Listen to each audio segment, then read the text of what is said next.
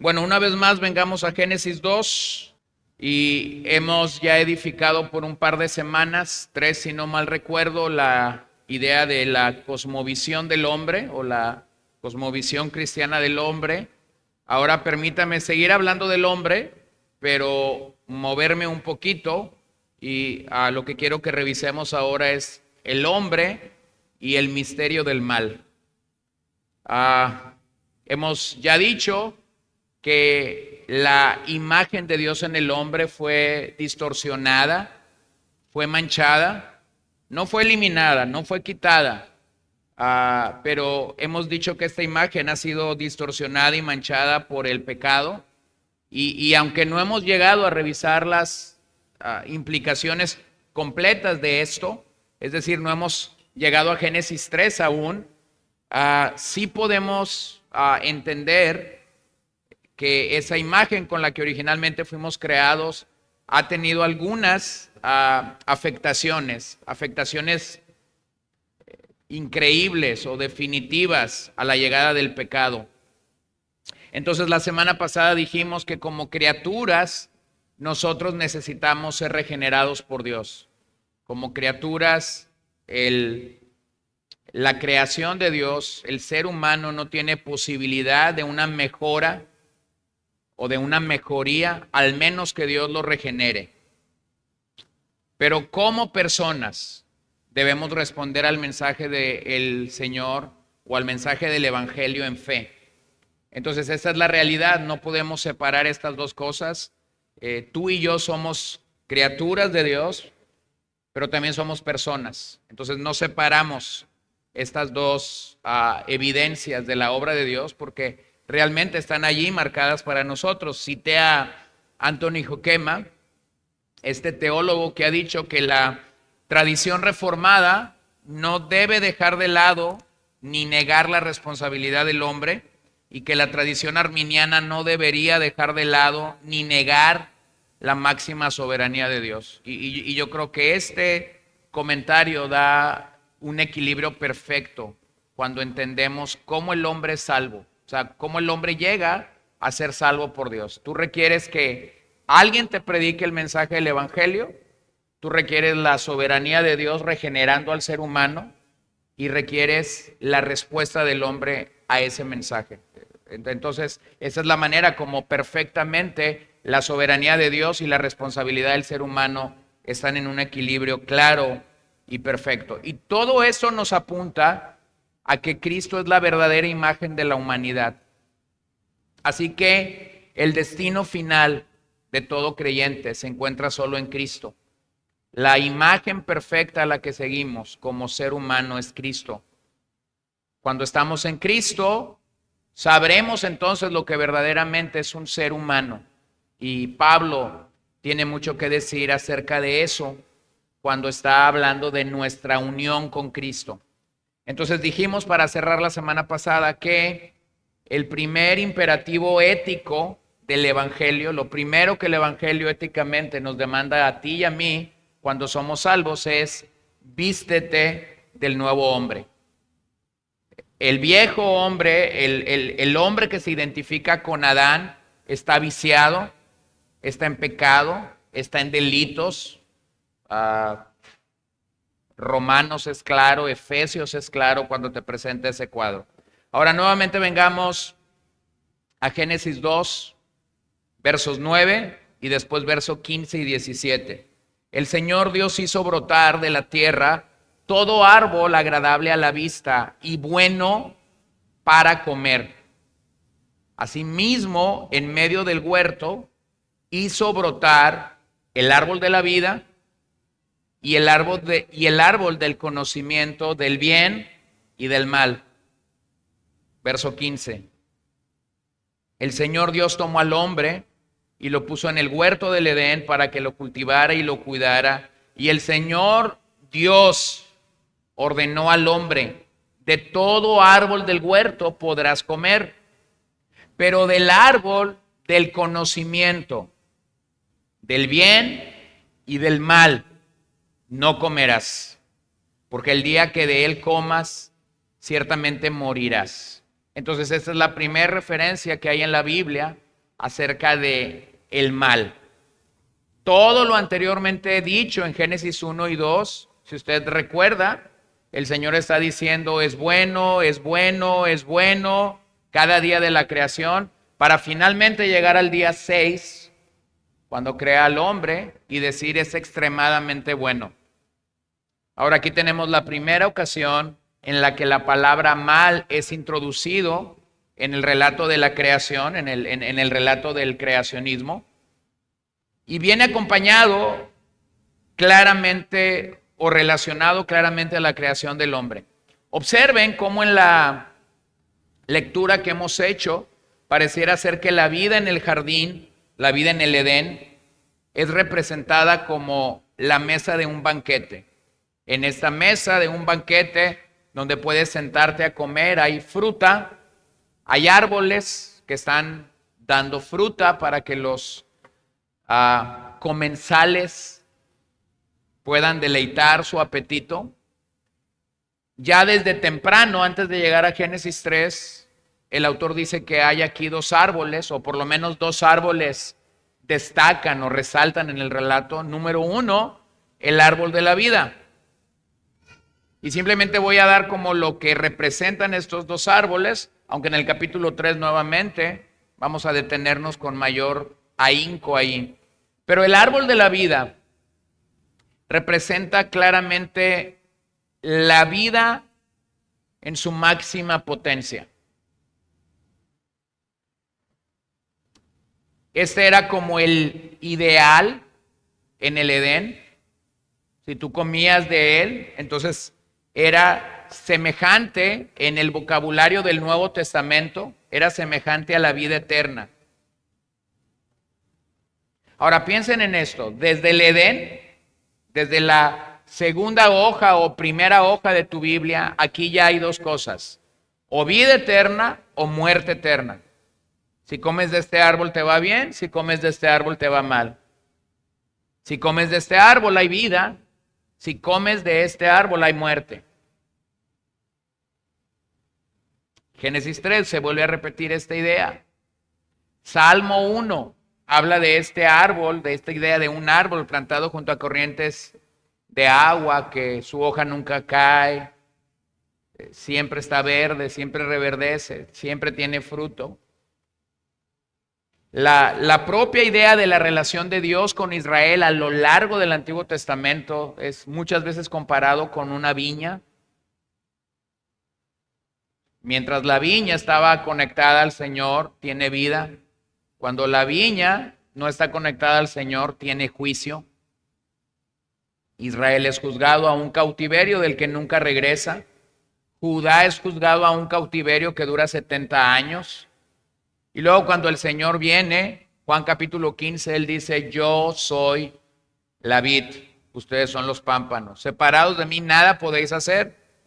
Bueno, tú puedes seguir esa metáfora a lo largo de todo el Nuevo Testamento y finalmente encuentras que aún en la nueva creación esta misma idea permanece. Entonces el árbol de vida representa esto, vida eterna, pero para nosotros como lectores del Nuevo Testamento, esta vida eterna está disponible hoy.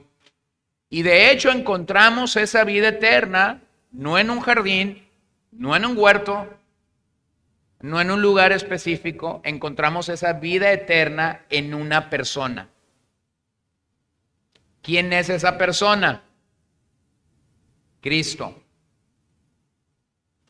¿Cómo es que Pablo se expresa de Cristo cuando está pensando en el primer Adán? ¿Qué dice que Cristo es nuestro qué? Nuestro segundo Adán, nuestro postrer Adán. Miren Juan 6. Cuando el Señor está proclamando y está predicando, Él dice en Juan 6:53, entonces Jesús les dijo, en verdad les digo que si no comen de la carne del Hijo del Hombre y beben su sangre, no tienen vida en ustedes. El que come mi carne y bebe mi sangre tiene vida eterna. ¿Qué tiene? Vida eterna. ¿Cómo se llama el árbol? El árbol de la vida. El que come de mi sangre y de mi carne tiene vida eterna, y yo lo resucitaré en el día final. Lo resucitaré. El relato del Edén dice: el que come de este árbol morirá. Porque mi carne es verdadera comida y mi sangre es verdadera bebida. El que come mi carne y bebe mi sangre permanece en mí y yo en él. Observa que el Señor está conectando la vida de un creyente como una vida conectada a Él. Usted recordará lo que va a pasar en Génesis 3, una vez que Adán y Eva comen del árbol del conocimiento del bien y del mal, son expulsados del Edén. Esto significa que ya no más tienen una relación cercana con Dios. Eso significa que al desobedecer a Dios, ellos están saliendo de la cobertura y la protección que Dios daba en el Edén, pero mayormente han perdido la comunicación que tienen con Dios. Entonces esta es la mesa, está una mesa servida, puedes ir al extremo norte o al extremo sur, en uno hay vida, en otro hay muerte. El segundo árbol que está allí es el árbol del conocimiento, del bien y del mal. Ese árbol representa para nosotros la búsqueda de ejercer juicio moral. La búsqueda de ejercer juicio moral. Escucha lo que Miqueas, capítulo 3 dice. Y dije, oigan ahora, jefes de Jacob y gobernantes de la casa de Israel. ¿No corresponde a ustedes conocer la justicia? Ustedes que aborrecen lo bueno. Ustedes que aborrecen lo bueno y aman lo malo, que le arrancan al pueblo la piel de encima y la carne de sobre sus huesos. Observa que el Señor está identificando a Israel y claramente, palabras más, palabras menos, lo que el Señor está diciendo es: ustedes realmente aborrecen lo que deberían amar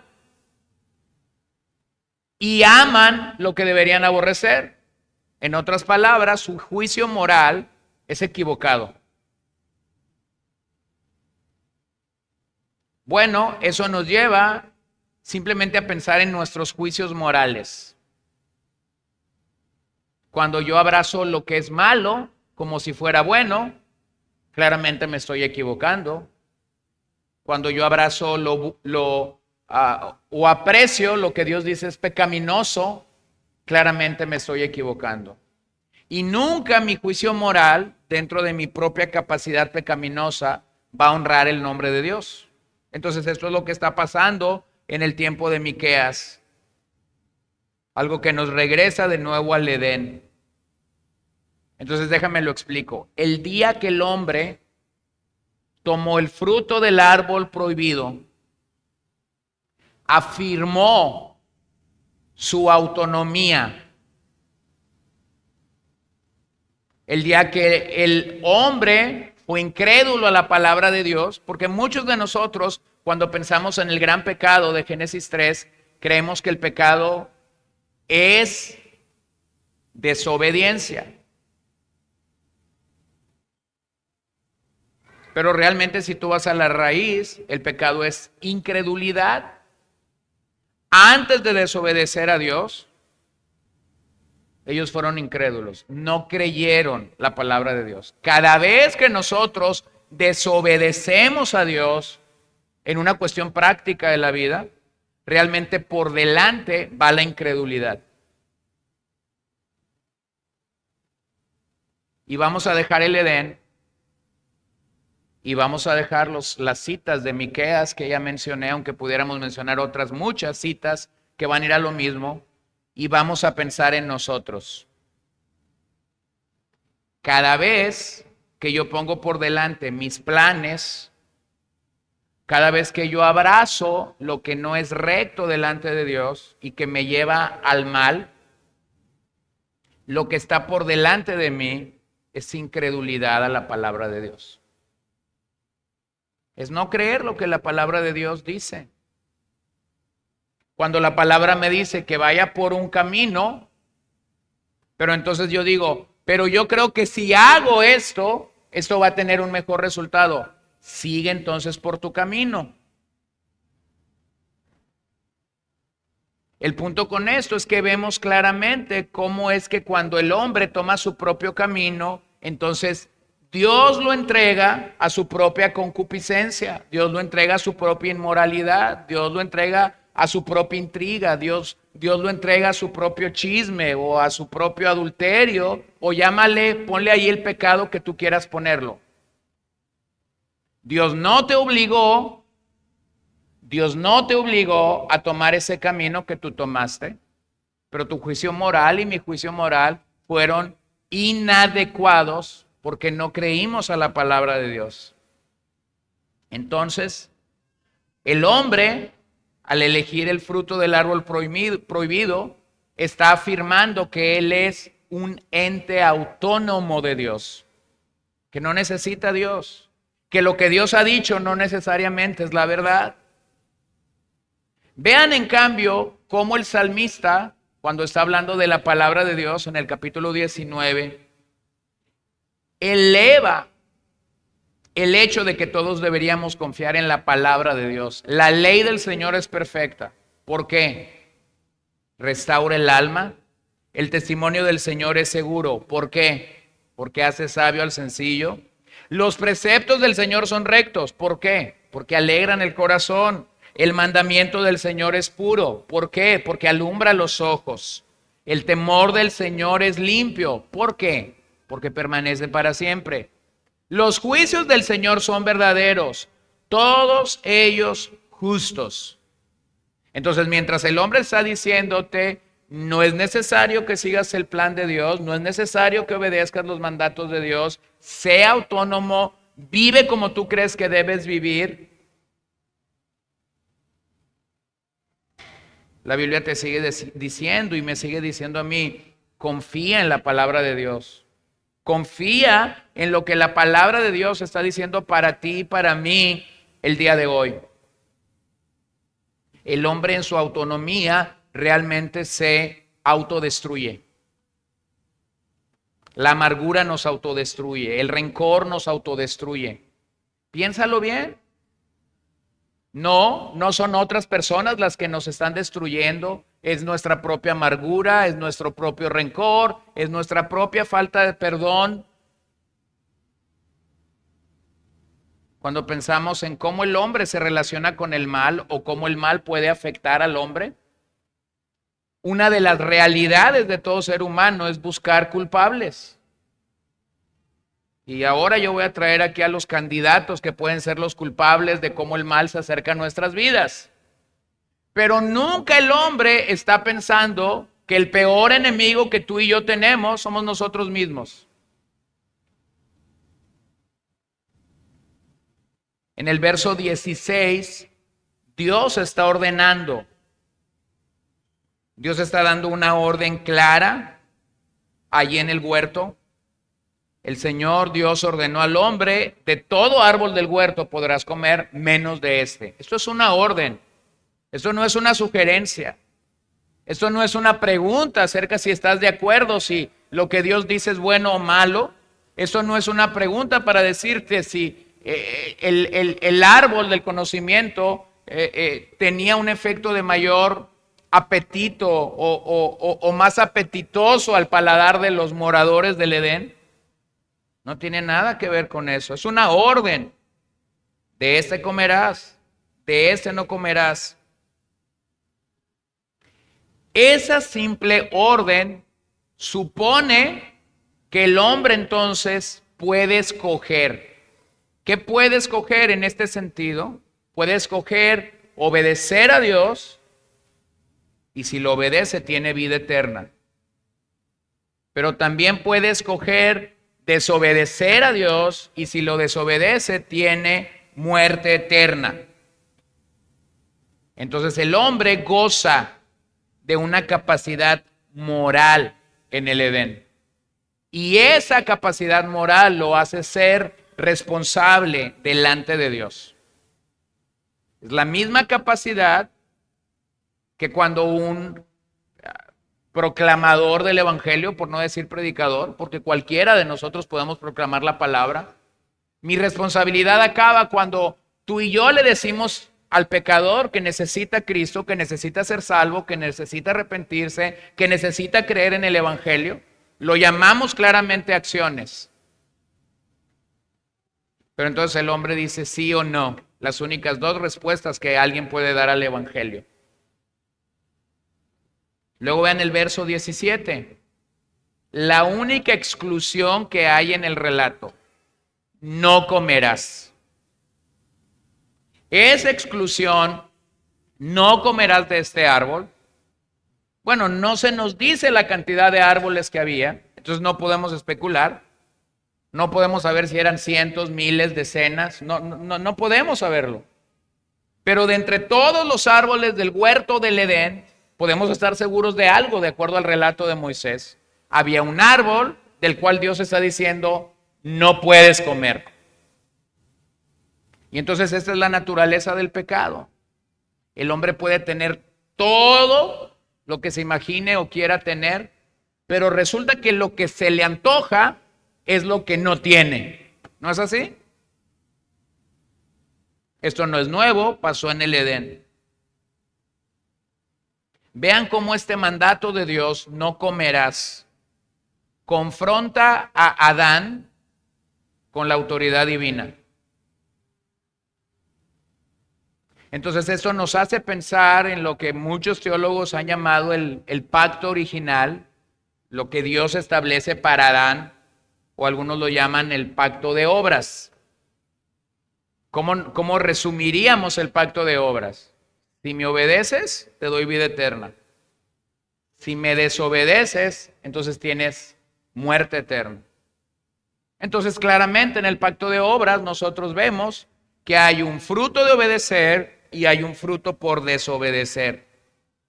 Dios, como el creador del universo, Dios, como el sustentador del universo, exige a Adán obediencia total. ¿A qué? Obediencia total a su gobierno.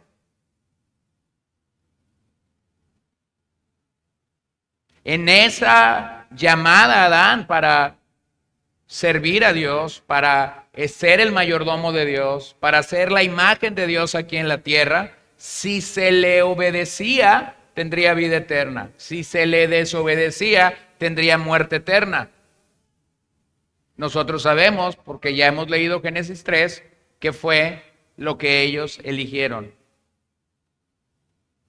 Entonces vean lo siguiente: la historia de la redención nos apunta a un solo hombre que pudo obedecer perfectamente este pacto. Usted ha leído, por ejemplo, esta expresión cuando se nos dice que Moisés era el hombre más manso sobre toda la tierra. Pero nosotros encontramos en el propio relato de Moisés que él no oculta sus pecados, y entonces nos dice cómo es que Moisés se enojó. Y de momento tú pensarías, ¿de veras este era el hombre más manso que había sobre toda la tierra? Lo único que eso te dice es que no hubo un solo hombre en toda la tierra hasta que el segundo Adán vino a la tierra que haya podido obedecer el pacto de obras de manera cabal. Es decir, en algún momento Moisés, Abraham, David, Josué, Nehemías, Esdras, cualquier santo del Antiguo Testamento al que tú puedas poner tu mano, aunque fueron hombres de carne y hueso, aunque fueron hombres que Dios usó, en algún momento ellos fallaron a este pacto. Es decir, en algún momento desobedecieron.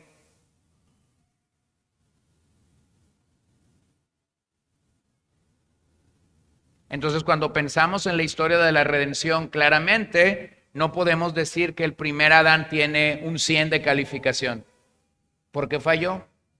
Y de hecho falló en su propio relato o en el propio relato que hay en Génesis. Pero esto entonces apunta al segundo Adán, el cual no falló, nuestro Señor Jesucristo. Entonces el creyente es beneficiado solo en Cristo por medio de la fe. Somos beneficiados solo en Cristo por medio de la fe. Entonces, cuando pienso en este árbol del conocimiento del bien y del mal, quisiera que nos preguntáramos 3 cosas esta noche.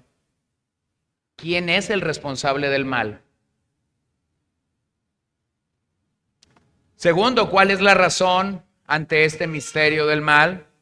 Y tercero, ¿qué dice la Biblia acerca del mal? Aunque no voy a poder abordar todo de manera cabal, por lo menos lo voy a introducir completo esta noche. Obsérvalo. A lo largo de la historia, las personas han sufrido y de hecho seguirán sufriendo. Hay algunas razones por las que las personas sufren, pero de manera, en la base de nuestro sufrimiento, siempre está Génesis 3, siempre está el pecado. Entonces la pregunta que muchos se hacen es: ¿por qué Dios permite el sufrimiento? ¿O por qué sufro?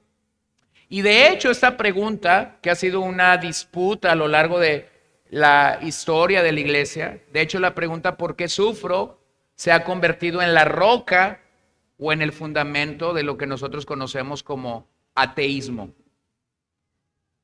Si tú platicas con un ateo, con alguien que no cree en Dios, básicamente vas a encontrar esta palabras más, palabras menos. Si Dios existiera, no hubiese sufrimiento en la tierra.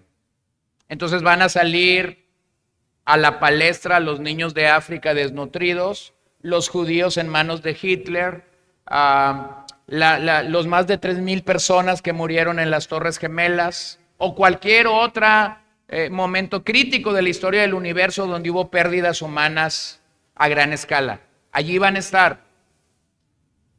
Y siempre la pregunta del ateo es la misma, o el razonamiento del ateo es el mismo. Si Dios existiera, entonces no permitiera el sufrimiento.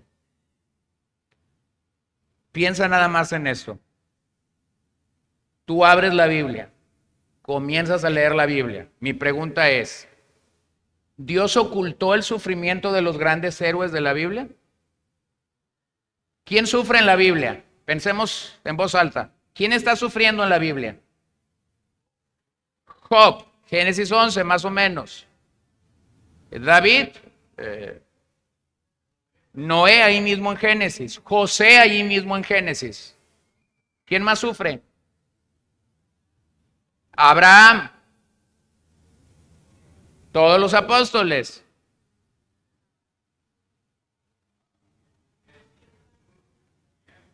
A la hoja que vas, al libro que vas de la Biblia hay sufrimiento. Este Dios que es el creador, este Dios que es el sustentador, no está escondiendo que los santos pueden sufrir. No está escondiendo que los hombres que tienen una promesa, pensando por ejemplo en José, ¿se acuerdan de aquellos sueños increíbles que José está teniendo? Y sin embargo, la respuesta de Dios no viene de forma inmediata.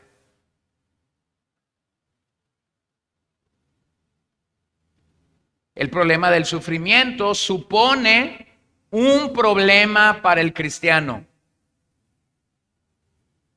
Porque en cada generación y en cada época nosotros tendremos detractores del evangelio, de la palabra de Dios mismo, y esos detractores siempre traerán a la palestra el sufrimiento. Entonces quisiera animarte con algo. La realidad es que nosotros como cristianos no podemos escapar del problema del mal. Cristianos se enferman y mueren. Cristianos son asaltados. Seguidores fieles de Cristo son violentados físicamente. Hermanos nuestros en alguna latitud del mundo mueren quemados al interior de un templo. Y de hecho, cuando nuestros enemigos los están quemando, ellos están diciendo: ¿dónde está tu Dios? ¿Lo ven? Bueno, hay un lugar donde también pasó eso, es en el Monte Calvario. Y cuando Jesús está en el Monte Calvario, estás diciendo, bueno, pudiste librar a todos, pudiste sanar a todos, bájate de la cruz. ¿Se dan cuenta? El sufrimiento y el mal realmente han estado allí por mucho tiempo. Entonces, eso debería llevarnos a ti y a mí a tener una claridad de varias preguntas. ¿Por qué existe el mal? ¿Por qué existen las desgracias? ¿Por qué existen las catástrofes, los accidentes, las pérdidas inesperadas? ¿Por qué hay tantas injusticias en este mundo?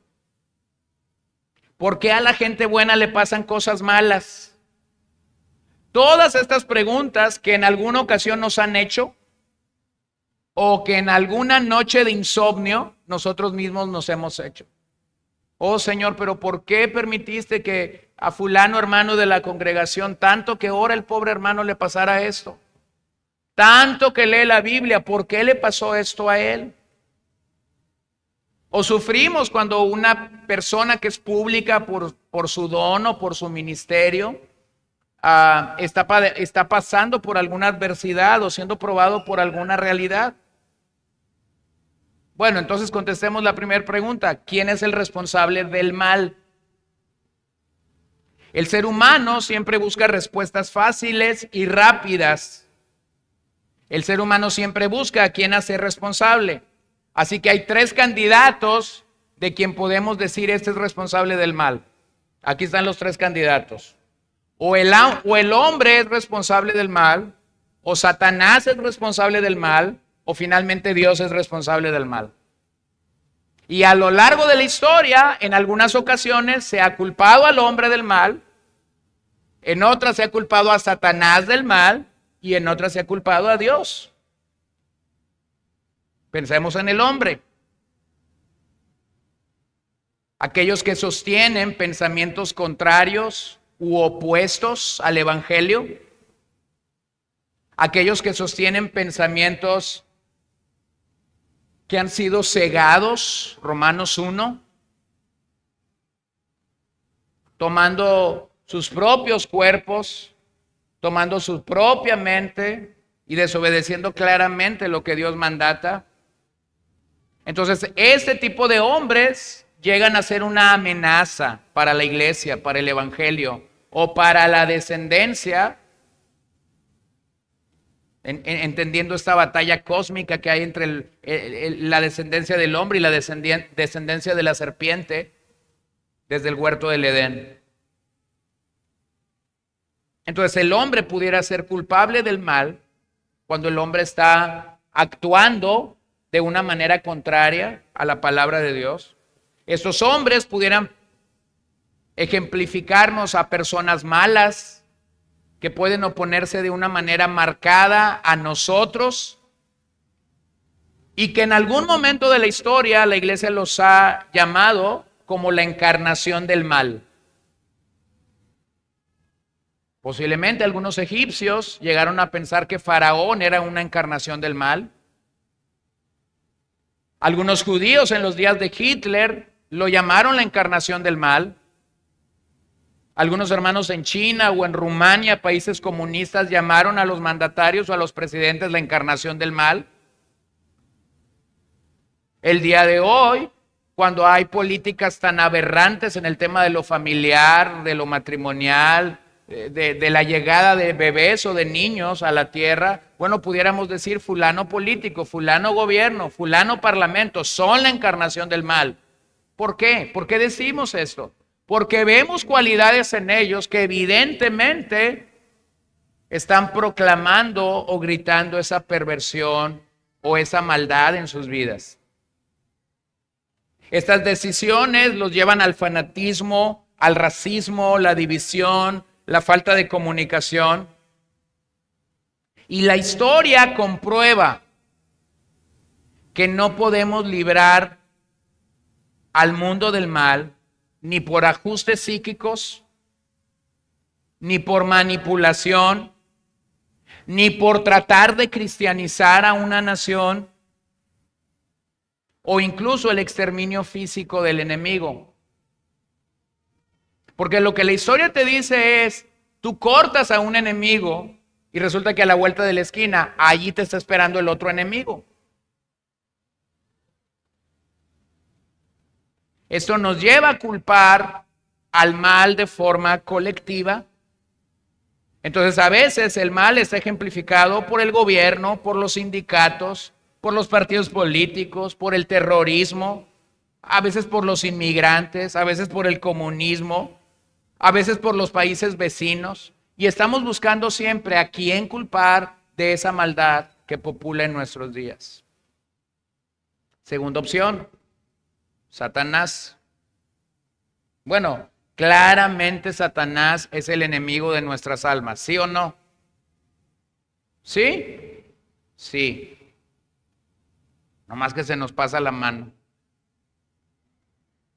Y queremos culpar a Satanás de todo lo que nos pasa en la vida. Muchos cristianos tienden a culpar a Satanás de todo mal y de todo lo que nos ocurre.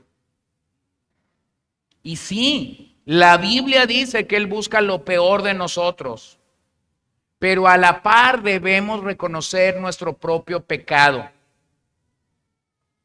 No sé si tú has leído claramente la Biblia, pero mi Biblia por lo menos es muy clara en Colosenses capítulo 2, cuando dice que el día que el Señor se entregó en sacrificio, en propiciación, en expiación por nosotros en el madero, hubo un desfile triunfal.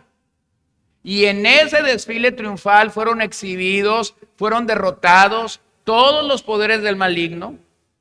La resurrección fue la evidencia clara de que el Señor estaba triunfando sobre el pecado, sobre la muerte y sobre Satanás. Le arrebató las llaves. Y entonces la realidad es que nosotros peleamos contra un enemigo, pero este enemigo es un enemigo ya derrotado, no por ti y por mí, un enemigo ya derrotado por nuestro Señor. Entonces la llanta se te ponchó, Satanás tiene la culpa. La quincena se te acabó, Satanás tiene la culpa. Te cortaron la luz, hermano, no pagaste a tiempo. No fue Satanás. Y eso nos mete en un tremendo problema porque no estoy maximizando a Satanás, ni tampoco lo estoy minimizando, pero para el creyente ha sido muy fácil culpar a Satanás de cosas que simple y sencillamente es el no ejercitar nuestras disciplinas, nuestras responsabilidades, nuestro sometimiento a las Escrituras. Entonces, pues, es tan cómodo culpar a Satanás. Por ejemplo, si tú cuidas o haces un mal uso de tu cuerpo, te vas a enfermar. Ahorita o mañana. Y cuando ese estudio esté en tus manos y marque ahí que todo está alterado y que posiblemente tienes un problema cardíaco o con tu presión o con alguna enfermedad degenerativa, entonces la mayoría de cristianos van a decir, Satanás tiene la culpa, Satanás está metiendo la cola, la chancla aquí. ¿Y por qué no piensas en que nunca caminaste? ¿Y por qué no piensas en que nunca cuidaste tu alimentación? ¿Y por qué no piensas en que nunca tuviste los nutrientes suficientes? Te la llevaste comprando comida chatarra en vez de nutrir tu cuerpo. O es el domingo por la mañana, estás medio preparándote para venir a la iglesia o estás tarde una hora. Y entonces tú estás diciendo algo como si ese cochino Satanás otro domingo que está queriendo hacer su obra. Hermano, te dormiste a las 3 de la mañana. ¿Qué podías esperar de ti? No planchaste tu ropa. No tienes desayuno. No es Satanás, lo voy a decir nítidamente. Somos irresponsables. Y como no hay un checador allí, y como nos sumamos a la misericordia de Dios para decir no hay problema si llego antes o después, no hay bronca.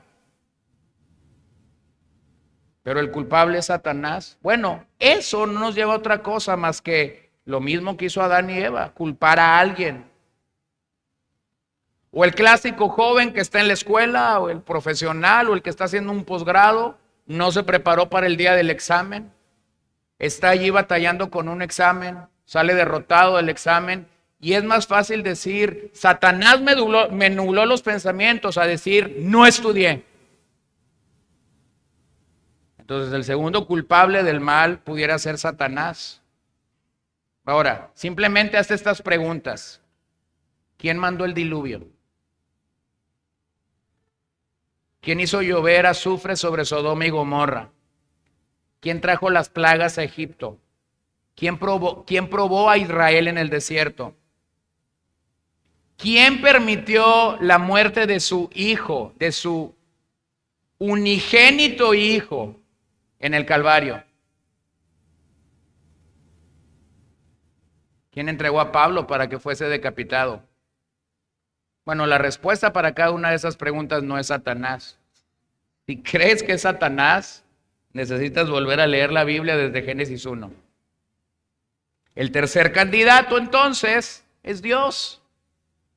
Cuando no se considera al hombre culpable del mal, entonces se le echa la culpa a Dios de todo. Y se llega a un razonamiento equivocado. Si el Creador es tan bueno, ¿por qué permite lo malo? Si el Creador es tan bueno, ¿por qué permite que los buenos o los inocentes sufran? Entonces mira cómo lo dice Deuteronomio 8, demostrando que Dios puede probar y permite aflicciones en nuestras vidas. Y te acordarás de todo el camino por donde el Señor tu Dios te ha traído por el desierto durante 40 años, para humillarte, probándote, a fin de saber lo que había en tu corazón, si guardarías o no sus mandamientos. Él te humilló y te dejó tener hambre y te alimentó con el maná que tú no conocías, ni tus padres habían conocido, para hacerte entender que el hombre no solo vive de pan, sino que vive de todo lo que procede de la boca del Señor. Tu ropa no se gastó sobre ti, ni se hinchó tu pie durante estos 40 años. Por tanto, debes comprender en tu corazón que el Señor tu Dios, ¿qué estaba haciendo? Te estaba disciplinando, así como un hombre disciplina a su hijo. Ahora, nunca la disciplina de Dios es recibida para nosotros como algo bueno. De hecho, hay un efecto donde nos negamos a ser disciplinados por Dios. Nunca estamos haciendo fila para ser disciplinados por Dios. Nunca estamos haciendo una oración. Esta oración no es común. Disciplíname, Señor. ¿Verdad que no?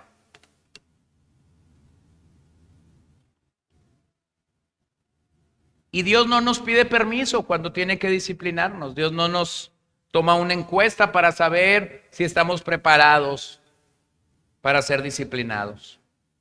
Segunda pregunta, ¿cuál es la razón ante este misterio? Bueno, la respuesta que podemos dar ante este tema puede tener una buena intención o incluso puede darse de buena fe. Les doy 3 ejemplos. Llegas a un hospital, alguien está en la cama, acaba de ser diagnosticado con algo grave, no le voy a poner nombre. Y entonces a veces nosotros solemos decir esto: si Dios te mandó esta enfermedad, es para tu bien. Primera opción. Segunda opción, si Dios se llevó a tu hijo, es porque lo necesitaba. Tercera opción, si alguien está sufriendo una desgracia. El cristiano promedio de nuestros días haría 2 preguntas. ¿No será un castigo de Dios? ¿No será un pecado no confesado? Ahora permíteme trabajar con las 3 preguntas a la vez y decirte lo siguiente. No nos cabe la menor duda, Dios es soberano y sabe lo que hace. No nos cabe la menor duda. Pero ninguna de estas frases consuelan a alguien que está pasando por un dolor. Entonces, querido hermano, no las hagas.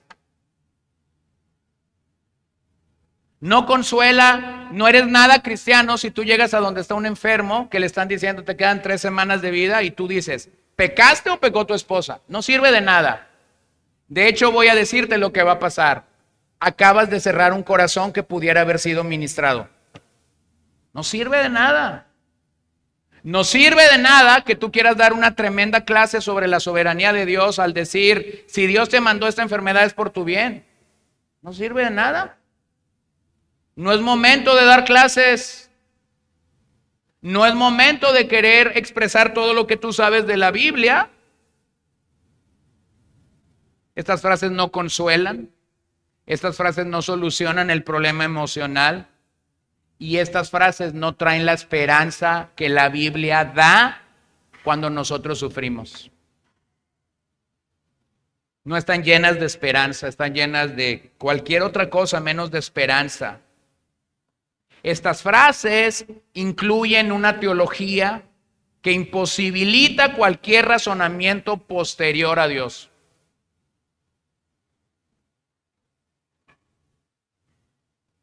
Cuando nosotros decimos frases como, es que Dios lo necesitaba, Dios necesitaba llevarse a esta persona. Mi hermano, Dios no necesita a nadie, Dios es Dios. ¿Lo ves? Entonces mejor, si tú tienes dudas en cuanto a qué decir cuando alguien está sufriendo o bajo los efectos del mal alrededor de él, si tú tienes duda en qué decir, te voy a dar un consejo pastoral, no digas nada. Cállatelo, guárdatelo para ti. Llegas a un funeral, alguien ha muerto inesperadamente de una bala perdida. No sirve de nada que tú digas, estaba en el lugar equivocado. ¿De veras tú crees que estaba en el lugar equivocado? ¿De veras tú crees que se le perdió de vista la bala a Dios? ¿De veras tú crees que Dios no pudo haber puesto su mano y bloquear la bala? Entonces tú dices, a ver,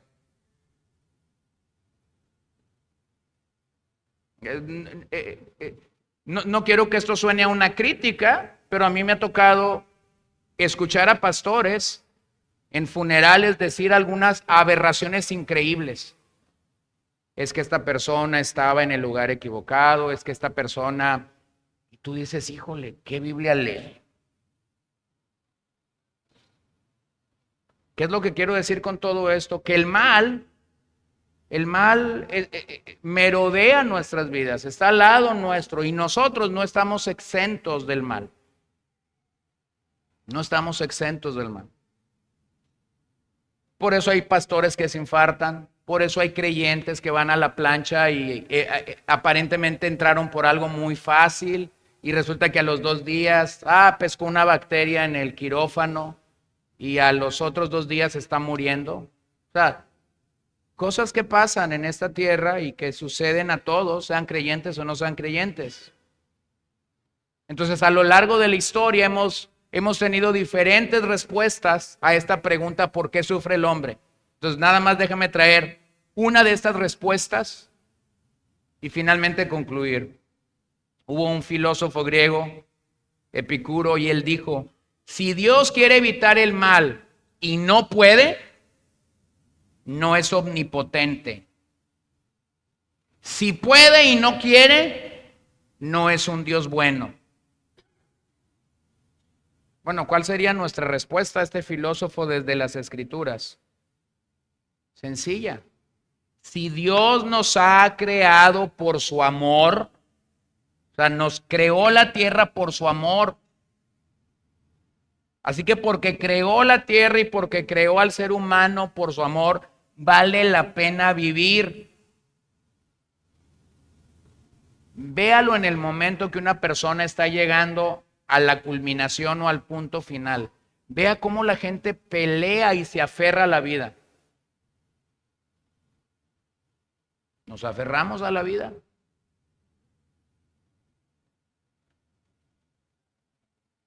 O el teólogo San Agustín intentó responder a este mismo dilema, ¿por qué sufre el hombre? Él intentó responder a este dilema justificando el mal. Y lo cierto es que a nivel histórico, cuando San Agustín responde a esta pregunta, ¿por qué sufrimos?, empeoró más las cosas. Porque su respuesta fue la siguiente: Dios no quiere evitar el mal. El mal es necesario para la perfección y para la armonía de todo. Nuevamente, la posición de San Agustín no solucionó el problema, ya que aquí estamos unos 1600 años después de que él lo dijo, y el hombre sigue enfrentando el mal.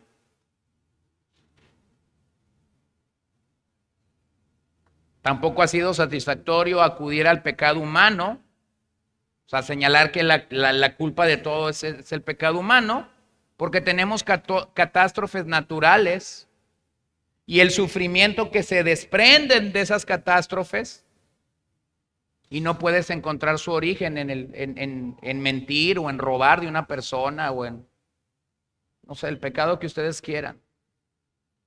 Cuando tienes esta idea, entonces esto apunta a las víctimas inocentes de cada genocidio de los que el universo ha sido testigo.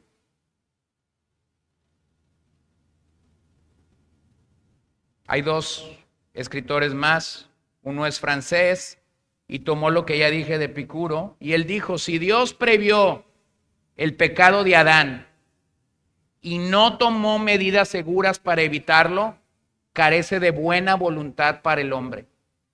Si hizo todo lo que pudo para evitar la caída del hombre y no lo consiguió, no es todopoderoso como suponíamos. Y al último filósofo que quiero citar es Immanuel Kant. Una permisión en el ser, que es la causa total y única del mundo, equivale a un querer positivo. Dicho de otra manera, si Dios lo permite, es porque lo quiere. Bueno, pudiéramos contestar a cada uno de ellos, pero no tengo tiempo para hacerlo ahora. Espero hacerlo la próxima semana desde la Biblia. El punto al que te quiero llevar es este. El problema del mal sigue siendo una cuestión de fe, tanto para el creyente como para el incrédulo. La solución al problema del mal para el creyente solo se encuentra en la revelación de Dios. No hay otra respuesta.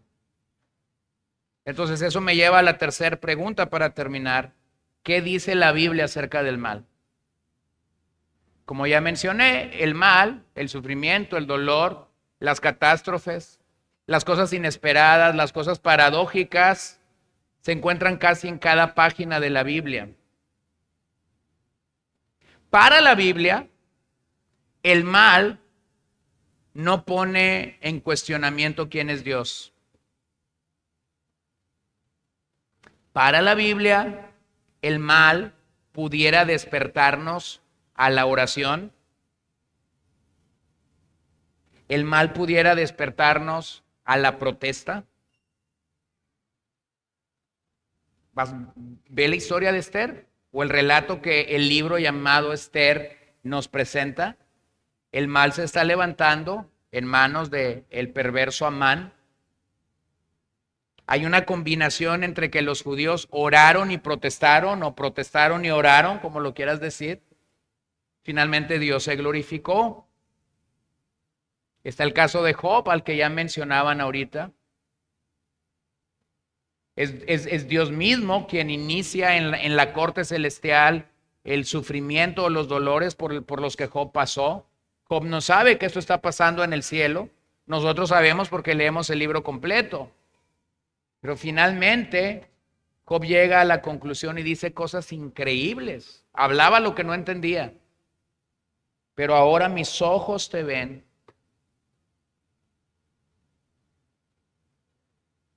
Entonces los hombres que están sufriendo en las Escrituras no estuvieron tan preocupados por el origen del mal.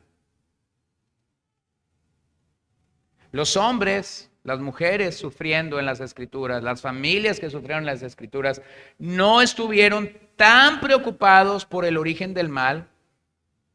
Lo que realmente los preocupó es cómo iban a superar el mal.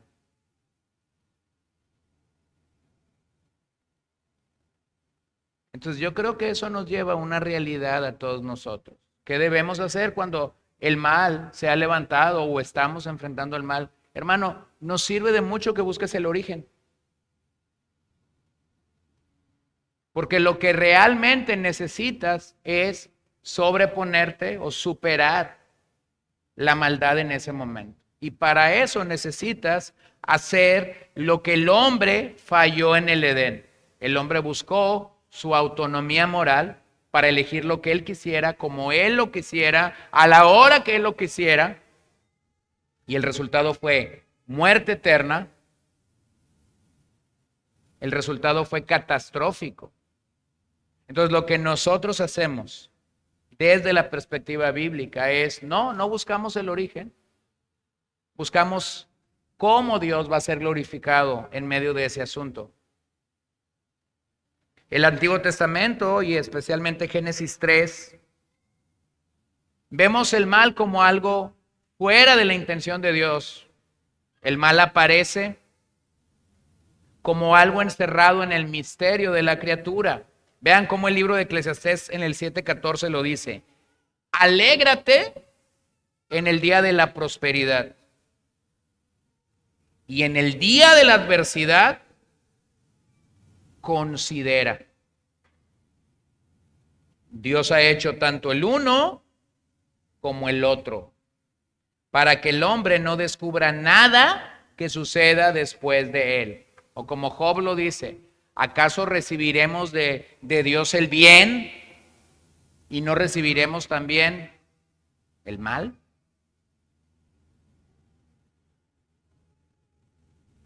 ¿Por qué es tan atractivo un mensaje como el que esta secta de Sudamérica proclama en nuestros días? Pare de sufrir. ¿Por qué es tan atractivo? Porque el hombre asocia que la vida misma conlleva el dolor. ¿Por qué es tan atractivo el Evangelio de Fe y Prosperidad? Pues bueno, el Evangelio de Fe y Prosperidad hace precisamente todo lo que yo he dicho esta noche que no deberíamos de hacer. Trae a una batidora este mensaje donde dice, fuera el dolor, fuera el sufrimiento, venga la riqueza, venga la sanidad, venga a vivir muchos años, hagamos todo esto. Oh, sí, traigamos una pequeña porción de Cristo. Y entonces cierras este vaso y lo pones en una licuadora. Entonces, si alguien padece o sufre, es porque está en pecado, es porque no ha confesado pecados, es porque hizo algo grave. Vuelvo a decir lo que este pasaje dice. Dios ha hecho tanto el uno como el otro, es decir, el día de la prosperidad y el día de la adversidad. A veces, hermanos, vamos a estar en el día de la prosperidad. Y a veces, hermanos, vamos a estar en el día de la adversidad. ¿Y qué hace un creyente? ¿Y qué hace un cristiano? Sabe alabar en el día de la prosperidad, sabe alabar en el día de la adversidad. O como Pablo lo decía cuando escribe a los filipenses, he aprendido a estar en bonanza, ahora estoy prisionero y desde la cárcel puedo decir todo lo puedo en Cristo que me fortalece. Vean en el Nuevo Testamento, claramente en los evangelios, que Jesús mismo participó y se implicó en el mal humano. Jesús mismo sometió su realidad al mal, a los sufrimientos físicos e incluso a la muerte en manos de perversos. ¿Por qué hace esto? Porque la pasión de Cristo es una necesidad cósmica. La batalla que inicia en el Edén es una batalla cósmica que involucra al hombre, involucra a la serpiente, involucra toda la creación. Por eso el hombre necesita ser regenerado, restaurado, pero también la creación misma que está bajo esa maldición necesita ese milagro de Dios. Así que la pasión de Cristo es una necesidad cósmica. Marcos 8:31. Jesús comenzó a enseñarles que el Hijo del Hombre debía padecer muchas cosas. ¿Qué? Él es Dios.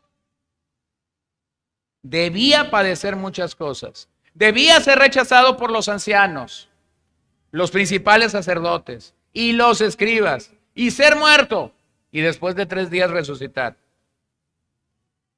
Lo llamaron hijo de Belcebú, lo colgaron de una cruz, lo trataron como el peor de los pecadores. Finalmente resucitó. Lucas 24:26. ¿No era necesario que el Cristo padeciera todas estas cosas y entrara a su gloria? Pregunta. En estos versos vemos claramente a Jesús colocándose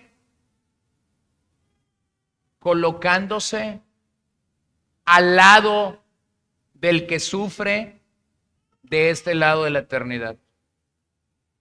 Él está asumiendo en toda su humanidad el problema del mal, el problema del dolor, el problema del sufrimiento.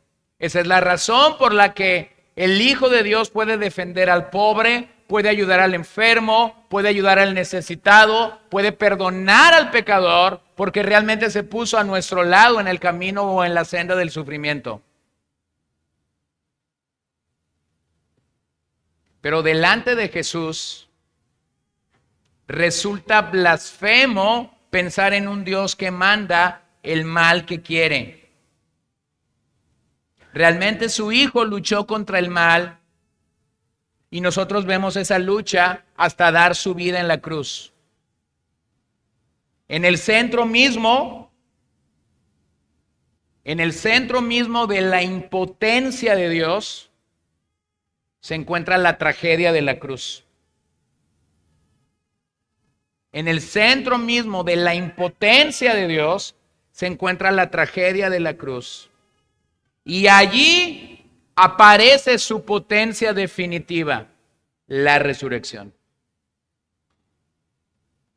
¿Se acuerdan cuando Pablo está diciendo eso desde Corintios 15? Él murió según las Escrituras. Él resucitó según las Escrituras. Y una y otra vez Pablo está diciendo según las Escrituras. Entonces, en el centro mismo de la impotencia de Dios está la tragedia de la cruz. Cuando la tragedia de la cruz se da paso a su potencia definitiva, a lo que nosotros llamamos la resurrección.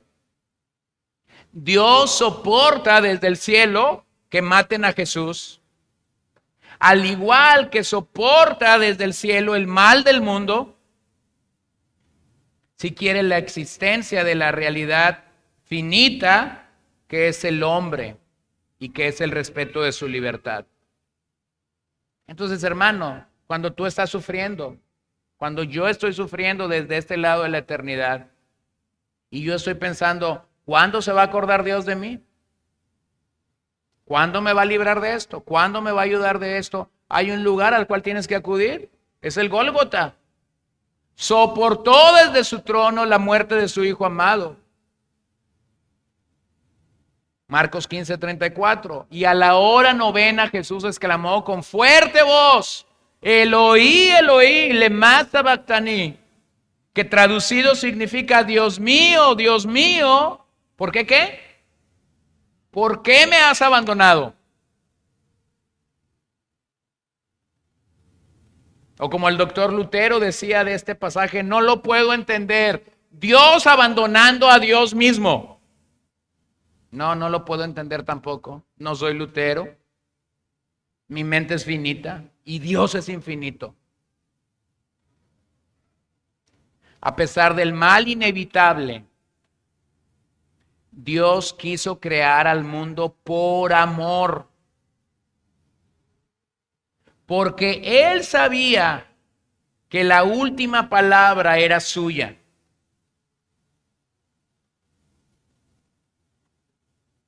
La última palabra sobre el mal no es tuya, no es de tus enemigos, no es de tu enfermedad, no es de tu amargura, no es de los males que pueden venir fuera de mí, no son las circunstancias. La última palabra cuando pensamos en el mal siempre es de Dios.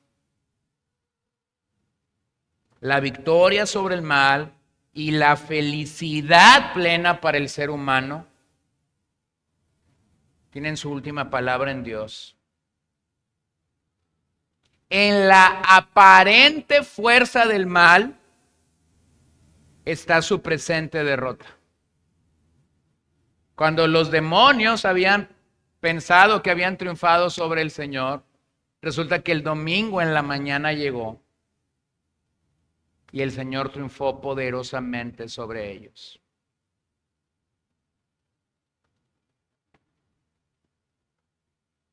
Hace ya muchos años leí esta frase de Tony Campolo y siempre me la recuerdo cuando las cosas van mal. Y él está haciendo una metáfora de tomar la semana de pasión de Jesús y hablando del sufrimiento del hombre. Y ese es el recordatorio que siempre traigo a mi vida cuando pienso en los efectos del mal y del sufrimiento. Es viernes, pero el domingo llegará. Jesús muere en viernes, ¿recuerdas? Está ahí clavado en la cruz. La vida se ha acabado para los discípulos. Todo lo que los discípulos creían que Jesús había venido a hacer se ha terminado, la esperanza. Ni por aquí les pasa a ellos lo que va a pasar el domingo por la mañana. Entonces, ¿qué tienes que recordarte cuando estás enfrentando el sufrimiento y el mal? No necesariamente en las palabras que yo te lo mencioné, pero tienes que recordar, hubo un día donde el mal, el sufrimiento y Satanás creyeron haber vencido al Hijo de Dios. Viernes por la tarde, sábado por la mañana, sábado al mediodía, sábado por la tarde, celebrando con una buena barbacoa. Domingo en la mañana, el Cordero resucitando. Entonces, hermano, cuando enfrentamos el dolor, recuérdalo ante ti. Es viernes por la tarde, todo está negro, todo está oscuro, pero el domingo llegará. Esta es la seguridad que tenemos cuando enfrentamos el dolor y el sufrimiento.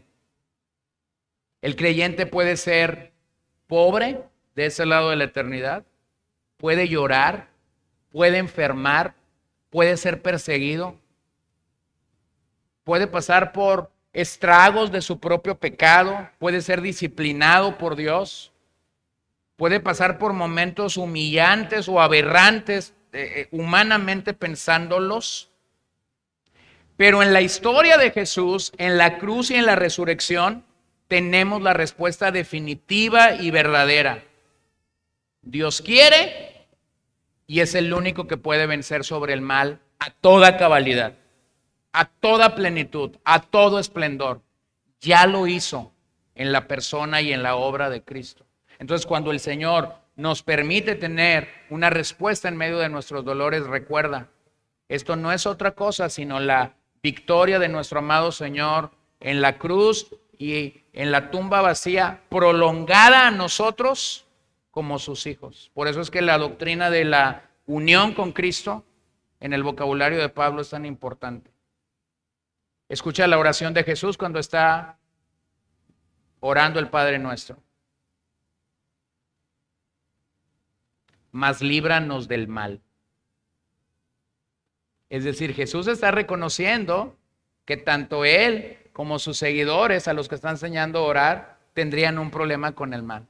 Líbranos del mal. No dice quítanos.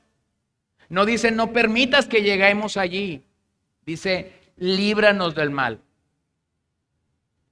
Permíteme nada más para acabar amplificar lo que esta oración pide. Arráncame del mal. Líbrame de mí mismo. Líbrame de mi yo invasor. Líbrame de mí para conducirme a ti. Arráncame de mí mismo y átame a ti. Haz que no me considere ni el Dios de mí mismo, ni el Dios de los demás. Entonces la oración de Jesús realmente es increíble. Líbranos del mal. Y sigue siendo una oración que tú y yo deberíamos hacer. Jesús mismo en Juan 17, en la oración sacerdotal, está orando de nuevo por los discípulos y está haciendo esta misma oración en otras palabras. Líbralos del maligno. Entonces, hermanos, de aquí a que nosotros somos llamados realmente a la presencia de Dios, vamos a enfrentar el mal y el sufrimiento de múltiples formas. Ni siquiera me atrevo a limitar con una lista de 5 o 6 cosas, porque realmente la maldad se incrementa, la maldad aumenta. Pero no nos debe caber duda que mientras la maldad aumenta, el grito, la victoria es definitivo para nosotros. El grito de victoria es definitivo para nosotros. Hace unos días alguien me mandaba un par de videos y de cosas sobre la marcha gay en la Ciudad de México y finalmente llegando al Zócalo. Y uno de los videos que más me impresionó fue ver a este hombre predicando en medio del desfile que está allí, dando evidencias por qué necesitaba predicar el evangelio a esta persona, a estas personas. Y cuando tú ves la mente cauterizada, ¿no? El grito de victoria de la comunidad allí era el siguiente: Dios es gay, Dios es gay, Dios es gay. Y veía a este hombre arriba de un artefacto, no sé qué era, cubeta, silla, no sé qué, y simplemente diciendo: Dios los ama, Dios les ama. Y la gente enojada decía: ¿cómo nos puedes decir que nos amas si nos estás juzgando? Porque Dios los ama es que les está permitiendo ahora escuchar el mensaje del evangelio. No, la maldad no va a terminar. Pero si ellos gritan, entonces nosotros tenemos que gritar más fuerte. Y nuestro grito no es un grito de desesperación. Nuestro grito es un grito de confianza y de seguridad de que hoy es viernes, pero el domingo llegará. Señor, oramos esta noche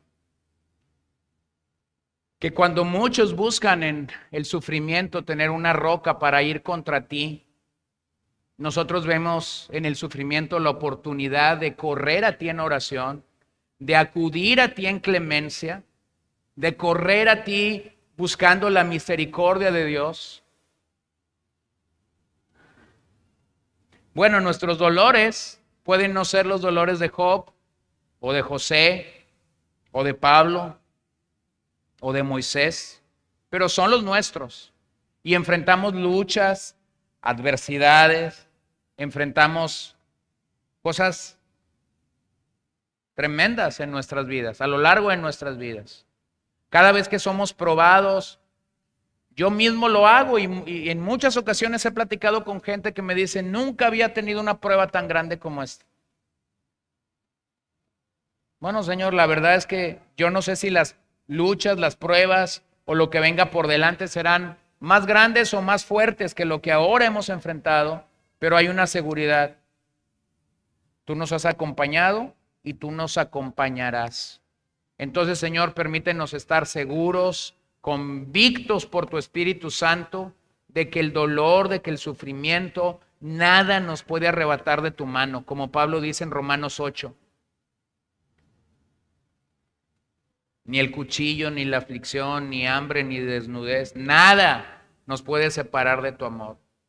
Y aún en medio de todo el dolor y de todo el sufrimiento que pudiéramos acumular en la vida, nosotros podemos estar seguros de que nuestra victoria es plena, es total, es radical y es suficiente.